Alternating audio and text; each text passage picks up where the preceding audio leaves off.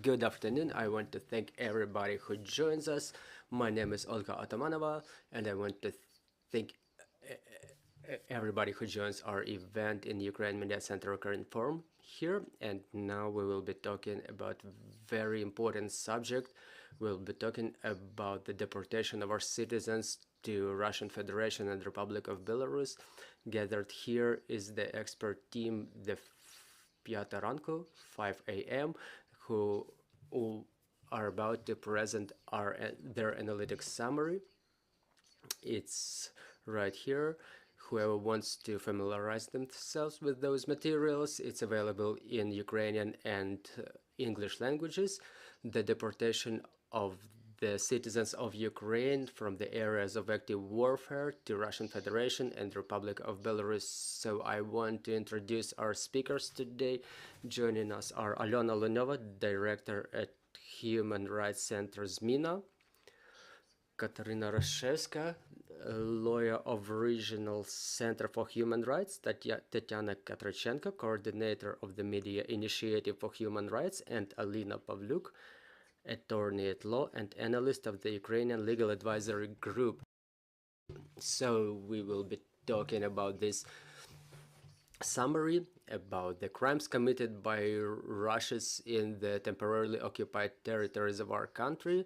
And I want to pass the microphone to Alyona Lunova, our first speaker. Miss Alyona, can you tell us a few words about this summary, what you were able to study?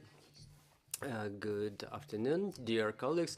The Coalition of Ukraine 5 a.m., which was founded right after the beginning of the full-scale aggression against Ukraine. It unites more than 30 organizations, including international ones and just individual experts who got united for documenting of the war crimes and to systematically influence the investigation and to improve its quality in the territory of Ukraine and to draw people's attention to the issue of violation of human rights during war. And the fact that we investigated this issue of deportation, it's just another component of the mass crime which started back in 2014, but the mass deportation that started back in March, we were witnessing the first evidences of this deportation. It's kind of a new phenomenon for this conflict, and according to the information from the Russian sources, it's more than 4.7 million Ukrainians who are currently in Ukraine, or in Russian Federation, sorry, and the Russians said that they ended up there voluntarily. But in fact they had no opportunity to leave the area of active warfare other than through Russia. So now we will be talking how to tell deportation from evacuation. We were focusing on the circumstances of such deportation. We were investigating the deportation of children, the messages about such deportation. The kidnapping of children can also be classified as the crime of genocide. So our purpose was to analyze the context and individual cases and to show the systematicity of the policy of Russian Federation related to the deportation of Ukrainians to Russian Federation and to Republic of Belarus, because we identified such facts too, so you can check the materials of this report. And we will be talking that the deportation as a phenomena consists of a number of phases, and it includes other war crimes and other violations. It includes tortures and infiltration measures, because infiltration measures was something that was happening before deportation, and those messages were coming even from open sources. We were witnessing it on a mass level when Mariupol was sieged and then destroyed. The deportation didn't end after Mariupol. We see that the same practice is being used in the Kherson region, and I'm sure it will be used further on. So this study is not the first study made by the coalition, because we cooperated and communicated a lot with the government before. We communicated the issues of return of the deported Ukrainian citizens to Ukraine, and we think what can be done now with this war crime committed by Russia. Thank you. Ms. Tetiana, we would like to stop at filtration measures. That's the kind of a war crime that we started facing after the beginning of a full-scale invasion. Nobody could even imagine that things like those are possible in 21st century, but since the very beginning of this process, when our people started getting out of the occupied territories, we started realizing that the occupiers use this practice everywhere. So filtration, it became Russia's instrument during this war. What we were able to study about that, and how do we document it? What can we do with that? Good afternoon, dear colleagues. The so-called filtration measures that how we started calling it, but in fact it's the inspection, the check for loyalty to the occupational forces. We were observing this phenomena in all the territories. First of all, in the north, in Chernihiv, Sumy and Kyiv regions, because most likely there were spot inspections of the people who just accidentally were coming across Russian military in the streets. The occupiers were inspecting the houses, the residential buildings, but this filtration process started actually in Donetsk region. It was not only related to occupation of Mariupol, but also of Volnovakha when the territories were occupied. The Russian military in the first place, because we're talking about them first of all, and only then the representatives of Russian Guard and other law enforcement agencies of Russia, they closed all the opportunities for leaving the occupied territories, but they did not only close it and offered the people to leave to Russian Federation, but they also started inspecting the civilians very thoroughly for their cooperation or suspicion of cooperation with Ukrainian law enforcement agencies and Ukrainian government. And besides inspecting those who wanted to leave the occupied territories anywhere, either to Russian Federation because there was no other choice available, they started checking people who didn't even want to leave, who wanted to stay at the occupied territories. For example, the Media Initiative was studying the matter of filtration of settlement Vilna in Volnovakha district, where a large number of people were put on the bus and brought to such filtration camp, and then brought to another filtration camp, and there were different kinds of conversations, interrogations in regard of those people. And when people didn't show any proactive pro-Ukrainian position, the vast majority of those people were let to leave. They now continue to live in the occupied territories, but not everybody is so lucky. So when we were preparing this study and when we were studying the issue of filtration, we divided it into 3 levels of filtration. And the first level is the quick inspection in the division line or in some settlement. Another level is when people are being brought to filtration camps, where that inspection had another more thorough manner, where there were interrogations, or I would rather say conversations taking place. And the third level is when there are any suspicions arising, people were detained. And when we talk about Donetsk region, this so-called Department of Criminal justice of a so-called People's Donetsk Republic was responsible for that.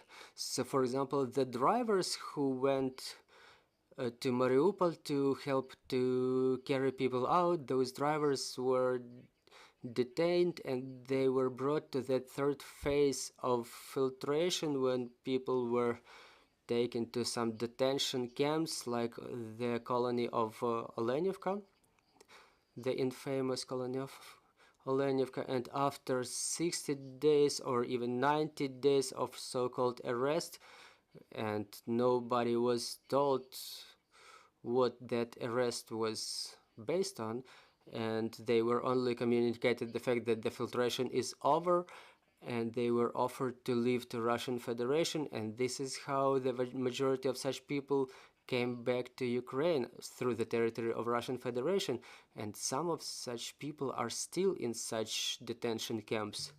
Miss Alina, I want to ask you, what are the facts, what are the challenges for investigating of such crimes?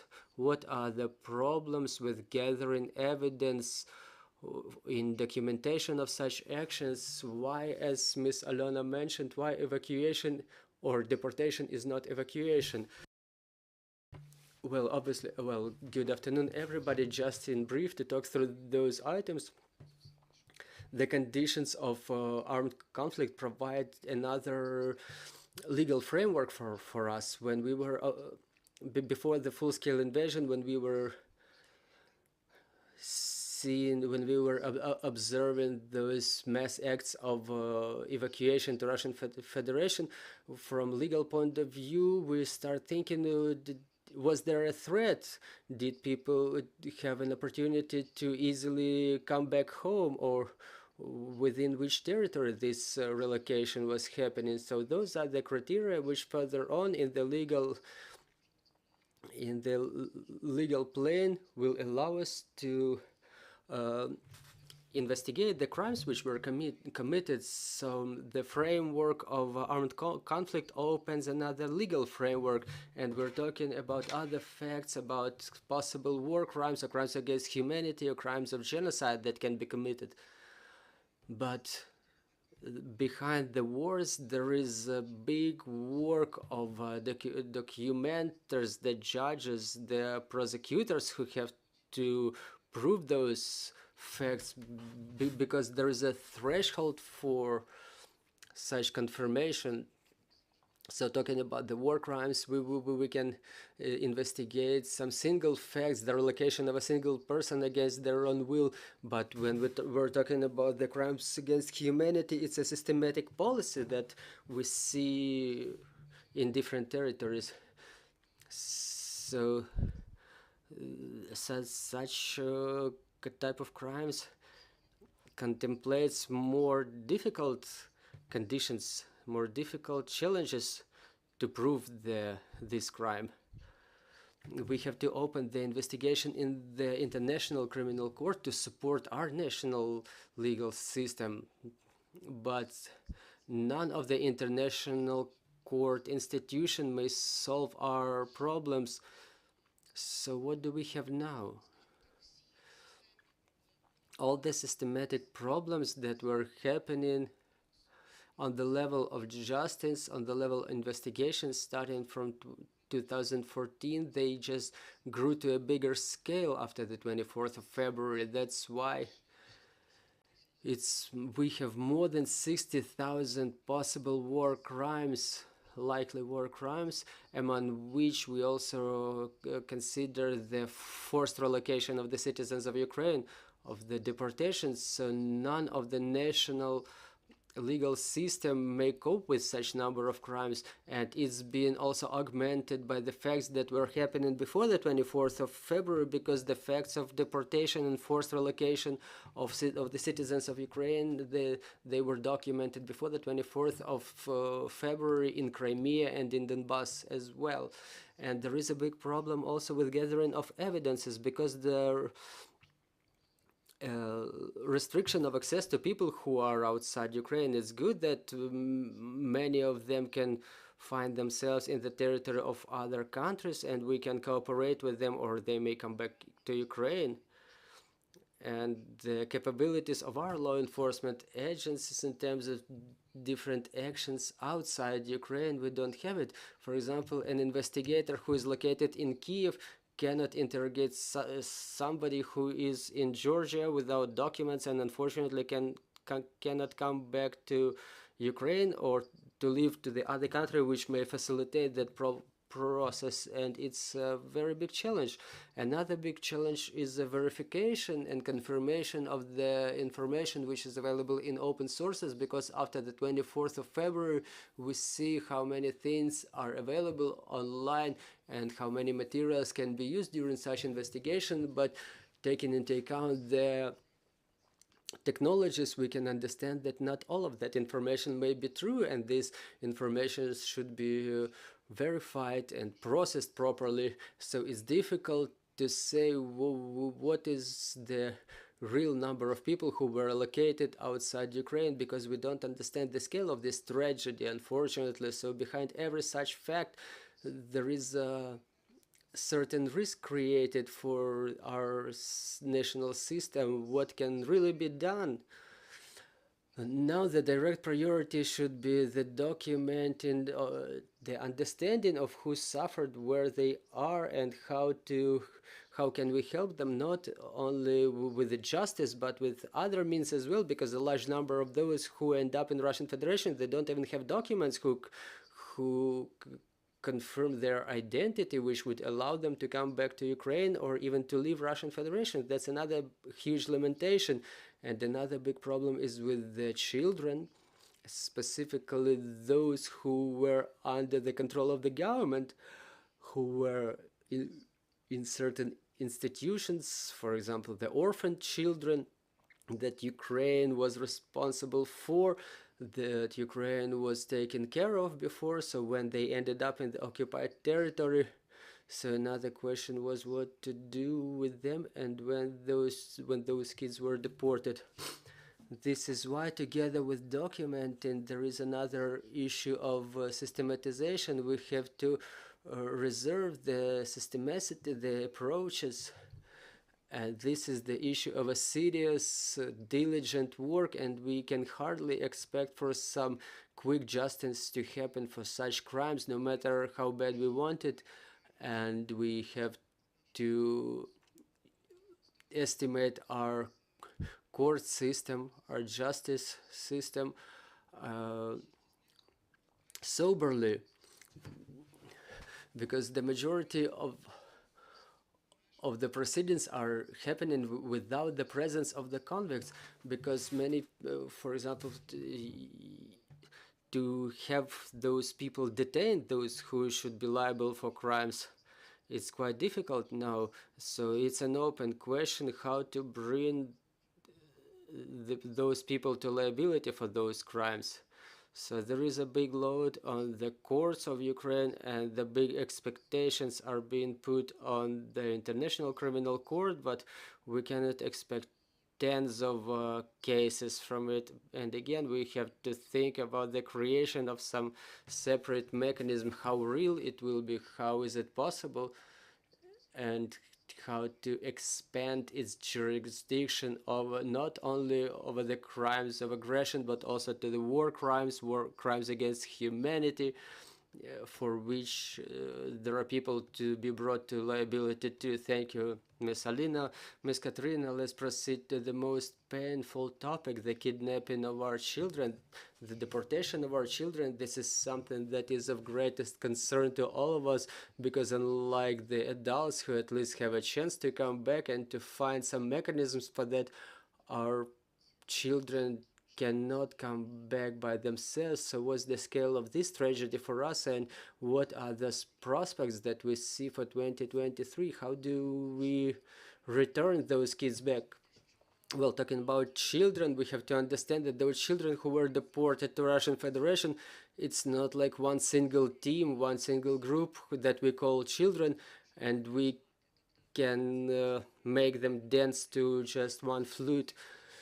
That the Russian Federation doesn't provide any details about this deportation to either Ukraine or international organizations, so we cannot identify the exact number of children by different information. This figure ranges from 260 to 700,000, and the majority of such children were relocated with their legal representatives. So it's not like all those children were unaccompanied. The majority of such children were with their parents, but it doesn't really make the guilt of the Russian Federation less. And the majority of the kids who ended up in Russian Federation, they ended up without either their parents or their grandparents because their relatives were detained or sometimes killed by Russians. So just like direct fire or by missile strikes. So those are the war orphans, and also the orphans that were mentioned here. In our orphanage homes, at least 80%, 90% of the children who were there, they have either biological parents or sisters or brothers or grandparents. So they are the potential foster parents for them who have a right to take them, to foster them. So when Russian Federation, when they say that those children were in orphanages, we have to understand that those children, they really have biological families, and the majority of orphans are the social orphans in Ukraine. So those who were relocated to Russian Federation, so it's about 1,500 to 2,500 of such children, again, without account of war orphans. And there are also disabled kids. It's some characteristic of Ukrainian children, Ukrainian orphans. They either have some mental conditions or they are otherwise disabled, and they have biological parents, and they were under constant supervision of medical personnel. So talking about deportation, there are some evidences which can be gathered thanks to different volunteer activities in Russian Federation, and upon the evidences of those children who came back to Ukraine already. The children were deported to at least 57 regions of Russian Federation with a very different geography, to Sakhalin, Astrakhan, Murmansk, Dagestan. I call those regions intentional because they are either geographically remote or culturally remote. No matter whether first or second goes to the contrary of the best interests of the kids, and this situation was already drew attention of the international organization of the Hague community, and it's they mentioned that it's against best interest of the children, and this information was also cited by the UNICEF, and they also mentioned that it does not comply with the international humanitarian law and the principles that I mentioned, the principle of the best interest of the children. So such children, after the end of the armed conflict or during or within its duration, those children should be brought back to Ukraine. So all those 250 cases when children were returned, they are all ad hoc. It's the work of their parents. So we have to understand under which principles Russian Federation relocates children. If first it was the so-called evacuation, and now that we know that it had nothing to do with evacuation, because one of such principles, there should be the agreement of Ukraine to evacuate such kids. There was no such agreement, and in compliance with international humanitarian law, there should be an information notice passed on to the ICRC. It's so detailed that it mentions the color of eyes and of color of hair of such children to facilitate their identification. So Russian Federation did not hand us anything like that. So it was intentional when the group of the guilty persons, they were understanding clearly what they were doing. Also, there was charity activity related to children's recreation in the summer camps, and Russian Federation allocated a lot of funds to the budget to provide such so-called recreation, not only in Russian Federation, but also in occupied Crimea and Belarus. We have to talk about it openly because Belarus is a participant to this crime, because the Ukrainian kids who are in such camps, and as the so-called head of so-called Republic of Crimea, Sergei Aksionov said, the main purpose of such camps is to turn such children into the real patriots, and obviously not patriots of Ukraine. And dispensarization is another issue of my concern, because Putin initiated this process by his decree, and all the children in occupied territories had to undergo medical inspections, and during such inspections it was identified that 11.5 thousand people require such dispensarization. We started in summer, and it was related to so-called provision of medical assistance to them, because theoretically in summer camps there is a 15 to 21 day recreation period. Under medical conditions, the children may be detained in the territory of Russian Federation in the compliance of Russian law for an infinite period of time. Meanwhile, their parents remain in the occupied territories. So we have a lot of unaccompanied children in Russian Federation, which end up in some hospitals for provision of medical help. So they will be subject to propaganda. They will be turned into Russian citizens. And to wrap up this short summary, I have to mention what's the purpose of Russian Federation, and it's the only single purpose. So I'm coming closer to legal classification. It's a genocide of Ukrainian nation, which is fulfilled by handing Ukrainian children to Russian families in a forced manner. So at least 400 Ukrainian kids are already in Russian families, and when the Russian Federation tries to describe it as the temporary fostering, I can cite the words of their Commissioner for Children's Rights, that this temporary fostering may be turned into permanent fostering.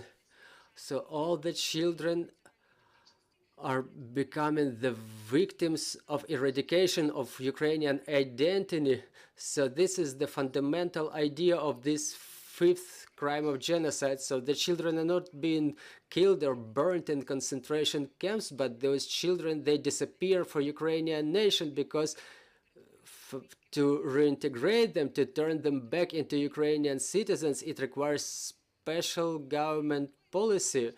So with that purpose, our organization, Regional Center for Human Rights, we submitted to International Criminal Court. We know that International Criminal Court already starts studying those facts, because it's not only the initiative of our organization, but it was the organization of non-government organizations in other countries, for example in France. So it's not only the Ukrainian organizations who qualified those activities, which may be not impartial, but also other countries' organizations. Thank you for your attention. Well, we just brought up the big layer of crimes being committed by Russia against our children. Dear colleagues, maybe you already have some questions already. Please go ahead. Good afternoon, Svetlana Tkachuk, Ukrinform. I wanted to continue this subject of children's deportation and to give you some details. So what are the prospects for creating a mechanism to return those kids? Thank you for your question. So as to the mechanism to return the children, it's not something new. such crimes were happening during World War II and during other conflicts. So one of the temporarily close conflicts to us is the conflict in Syria. So such mechanisms exist, but they should also include reintegration. So there is a legal and political mechanism. So we would like us to be the legal mechanism, and legal mechanism requires certain documenting. For example, in international agreement, I think it can be happening through the third party, like a third country, which can be acceptable to both parties to the conflict, like Turkey, for example, in conditions of a grain corridor. I apologize for comparing children to the grain, or otherwise it can be some international organization like UNICEF. So it should be an agreement in compliance of which Russian Federation would not be able to refuse, because we know that in official level they refuse to return Ukrainian children. So we have to understand the risks, but because before the children are all identified, until we don't know what is the number and what were the people, the children who were relocated, it just would happen at the discretion of Russian Federation. They would like to return somebody or to keep somebody. So it should be a systematic work also, which would also include reintegration and rehabilitation. So as Irina mentioned, the children who were returned, they were returned ad hoc. So until the legal mechanism is created, this ad hoc mechanism works. Is it bad? Is it too little? Yeah, but it still works. So it's important for the parents or for the foster parents who know that their children end up in Russian Federation, they should communicate that fact to the government, because it would not be happening otherwise than with the assistance of the government. And when we know that the child is in Russian Federation, such parents, they can search to Google something to search for some volunteer initiatives. It's difficult for the kids and it's easier for adults, but it's necessary so that their parents, their foster parents, communicate those facts to the Commissioner on Children's Rights, that the children are most likely in Russian Federation. We know that Russian Federation tries to communicate with the relatives asking for some information about the kids. So if you know that your children end up in Russian Federation, talk about that, because otherwise, specifically for the children who have relatives, there is no other way to return them. So another question: when those children are being brought back to Ukraine, should they be assigned some special status or something like that? And what is the basic assistance that should be offered by the government to such kids in terms of reintegration and rehabilitation? So when we talk about the children who end up in Russian families as adopted kids, so when we talk about the return of children and this special status, we have to mention that the deportation is a type of a war crime. So children who were deported, they are not the only victims, and there should be a complex mechanism for mitigating this issue. We have such status already, but behind this status there are zero guarantees. And if we want to support kids who were victims of the war, victims of the deportation, children who suffered physically, who don't have more homes anymore, who were imprisoned for some time, we know about such cases as well. So those children, they should be receiving basic help from the government. It's the provision of the documents. For example, children who reach 14 years, they have no documents which could confirm their identity. So this is where we need this government support.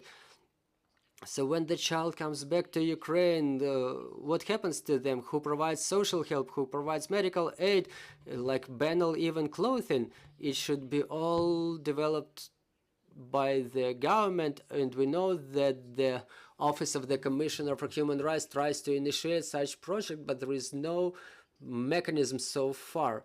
And also, I would like to give you an example of a practical situation when after World War II, the children were returned to Czechoslovakia or Poland. No matter how many time had passed, the children who were handed to the Nazi families, they were not assigned the status of victims.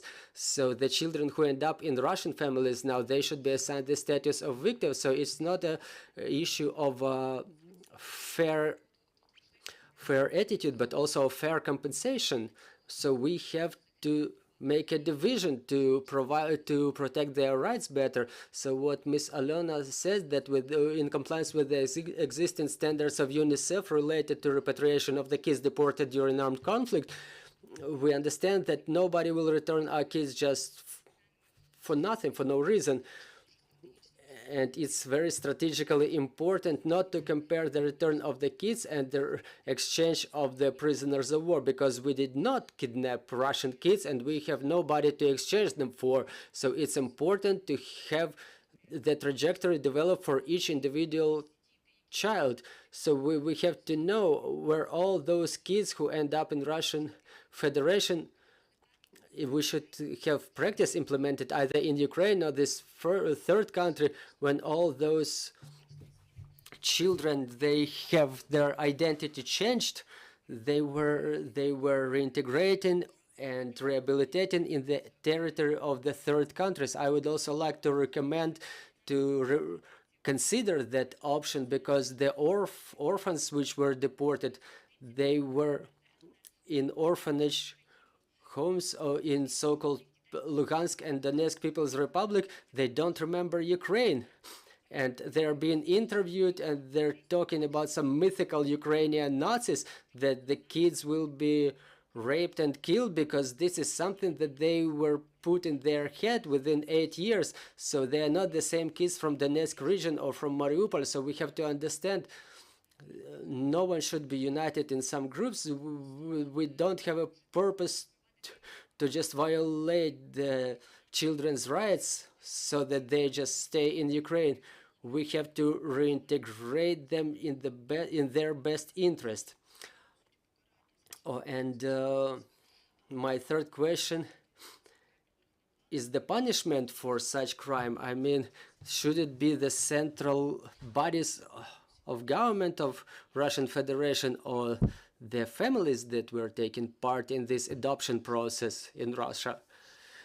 Well, I base my statements that the first link in this chain should be the fostering bodies of Russian Federation, fostering agencies of Russian Federation, who have the experience of educating such kids.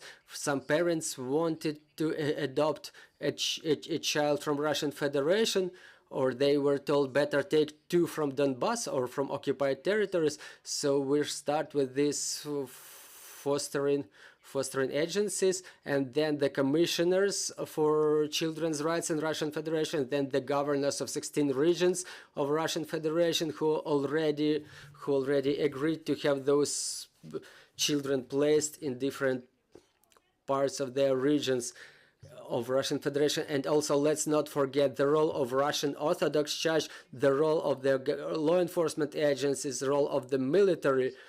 And those law enforcement agencies, they undertook the function not only of supervision, but also of patronage. And we have to understand that on top of that is Vladimir Putin and Marina Lvova-Belova, who is Commissioner for Children's Rights in Russian Federation. Well, I would like also to talk about the adult population who were deported. We understand the problems of we understand better the problems of the kids now that you told us about that. We were able to read the interviews of those who were able to leave deportation about the super complicated way for coming back. It was some impossible communication, some super efforts they were taken to come back to Ukraine or to leave to the countries of Europe. So what are the problems that our people face who are currently still in Russian Federation and Belarus and cannot unfortunately come back here so far.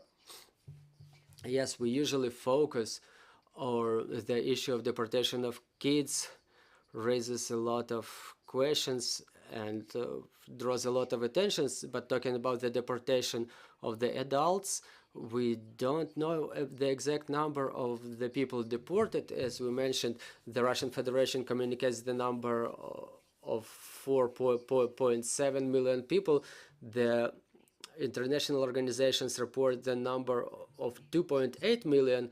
So we don't know exactly how many people are currently in Russian Federation and who went further, because the Russian Federation says that they created the camps of temporary relocation for Ukrainian citizens, and there are 40,000 people in such camps, but it's a big difference of between over 4 million and 40,000 who are officially reported by Russian Federation. So we cannot even imagine how many people ended up there. They're really facing the challenges of documenting. They had no documents, they had to cheat to receive Russian documents, or they had to exchange Ukrainian passports for Russian ones, or they were issued the certificate of a refugee. They were also circumvented in that way. So the Ukrainian government created the experimental procedure for the temporary certificate of the Ukrainian refugee who ended up in Russia, that there is a procedure of how to create this certificate and to send it to Russian Federation for such person. But there is still the issue of forced adoption of Russian citizenship, specifically for those who left the previously annexed territories which were included in the Russian Federation. So in summer we started witnessing the situation when people started coming back to Mariupol. For example, the pensioners, they were not getting any financial support in Russian Federation, so they were hoping that as soon as they come back to Mariupol, they would be able to receive Ukrainian pensions, which means that Russian Federation doesn't take a lot of care about the deported Ukrainian citizens to 58 regions of Russian Federation or 58 regions and the temporarily occupied Republic of Crimea. So we keep mentioning that it's dangerous for such people to stay in Russian Federation, because there are servicemen of FSB checking on such people, visiting those detention camps. They take their fingerprints. Those are the discrimination measures to discriminate Ukrainians, to control them in Russian Federation. So the presence of a Ukrainian in Russian Federation is dangerous. So it's just a matter of time when FSB comes to them, not with interrogation, but with searches. And there are also government initiatives and volunteer initiatives which work to support the opportunities for such people to leave Russian Federation. So don't neglect this opportunity. If you have somebody who ended up in Russian Federation, it's better for them to leave that territory the soonest possible for their own safety, or either to Ukraine or to third country. Thank you, dear colleagues. Well, I also would like to add that in Russian Federation, starting from March and until today, it will continue. The citizens of Ukraine are being brought who were detained due to political motives. We can say about Kyiv and Chernihiv and Sumy regions, hundreds of citizens, and also in Kherson and Zaporizhia and Donetsk and Luhansk regions. It's a permanent process when people who are suspected spies, who are suspected to cooperate with Ukrainian government, they're being detained, they're being kept in those cellars in occupied territories. And talking about the south of occupied Crimea, And if we talk about the north, it's the Republic of Belarus. So they're being detained in Russian Federation, they're being hidden, they are not being presented with any accusals, any convictions, and the representatives of Ukraine or international organization who tries to see them at such places of detention. We're saying that it's thousands of Ukrainian citizens who can be brought back to Ukrainian territory. We cannot confuse the prisoners of war with the deported civilians, because the prisoners of war, the military, they can be exchanged, and how to bring back the civilians, it requires a special mechanism to be developed. Dear friends, if you have any more questions, please go ahead. I think we brought up very important and very difficult topics today. There's a lot of questions. You're all representatives of civil and human rights organizations, so don't you think that you can be the support in communication of the state, of the government? Because we understand that on the official level there is no communication left with the aggressor country, only on the level of commissioners for human rights, for children's rights, but this communication is limited too. So maybe your potential, which is of utmost importance, do you have any communication with the organizations on human rights in Russia or Belarus, if there are any of them left in those countries? Yes, we have such communication, but the question is that even if we ask to promulgate this information, to hand the certificate of the Ukrainian citizens, to have those citizens returned to Ukraine, because for everything written there is a criminal punishment for calling war a war and calling the occupied territory occupied, for every single word, in fact. So we have to talk about what we need. We need the Russian volunteers. They are bottom initiatives who emerged in regions to which the Ukrainian citizens were deported in mass, and it was found out that people don't have documents. So those organizations, those initiatives, they started coming to us, they started contacting us, asking what those people can be helped with. They were asking how to create those documents, and they also understand that it's dangerous for Ukrainian citizens to stay in Russian Federation, and that they are being circumvented, they are being provided some support, or they've been promised support, but they don't get this support, or they get it in a very complicated manner. And those advocates that Tetiana mentioned, they work with the prisoners, or they try to work with the prisoners of war, but the information field is cleared in Russia. What we would like to do is to create information campaigns through social networks that don't work in Ukraine, but we would like to spread information. We have to tell Russian families that what they do when they adopt Ukrainian kids is the part of genocide, it's a part of the crime, even if they're not responsible on the first stage, on the first phase.